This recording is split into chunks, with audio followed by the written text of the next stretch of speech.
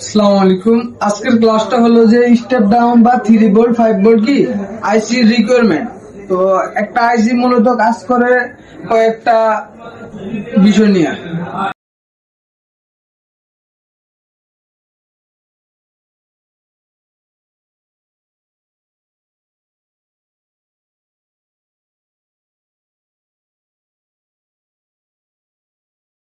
একটা 3 volt 5 volt আইসি মূলত কাজ করে কয়েকটা সেক্টরে।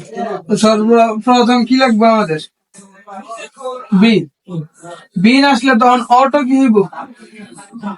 LDO LDO 5। এটার আরো কিছু নাম আছে, বিদেশ 5। ঠিক আছে। আবার এটার কাছে কি হইব?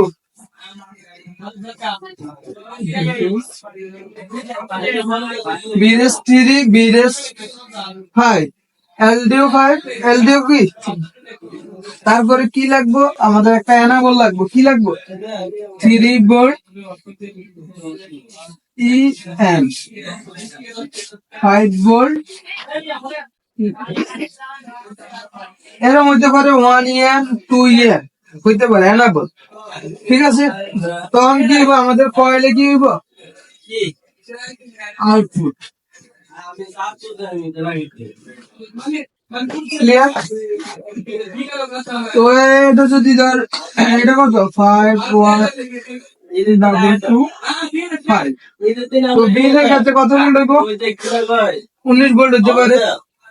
কিছু মাদার বোর্ডে 13 ভোল্টও করে। মাদার বোর্ডে বিন কত করবো? 13 করতে পারে। আমাদের বিন চেক দিতে হবে সর্বপ্রথম।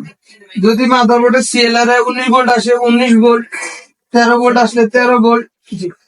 ঠিক আছে। প্রত্যেকটা কনসেপ্ট কিছু কিছু মাদার বোর্ডে আলাদা কনসেপ্ট করতে পারে। তো বেশিরভাগ আসে কি 19 ভোল্ট। তারপরে কি চেক দিতে হবে? এলডিও।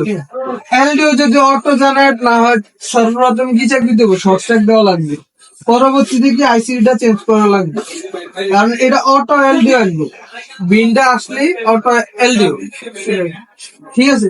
তারপরে কি লাগবে? যদি আউটপুটে ভোল্টেজ না আসে তখন চেক দিতে হবে কি এনাবলটা চেক দেওয়া লাগবে।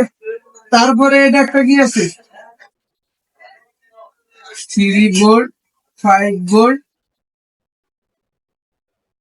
3 ভোল্ট 5 ভোল্ট পাওয়ার হুড লাগবে। আমরা যখন চার্জিং এসি দেখেছিলাম তখন একটা দেখেছিলাম না, এসি ওকে নামে একটা সিগন্যাল। এটা কইছিল আয়ো 3 ভোল্ট 5 ভোল্টেরও কি একটা পাওয়ার হুড লাগে। ক্লিয়ার? তো আশা করি কিভাবে 3 ভোল্ট 5 ভোল্ট আইসি বেসিক রিকোয়ারমেন্ট চেক দেওয়া লাগে তা শিখতে পারছেন। দেখা হবে নতুন একটি ভিডিওতে। আল্লাহ হাফেজ।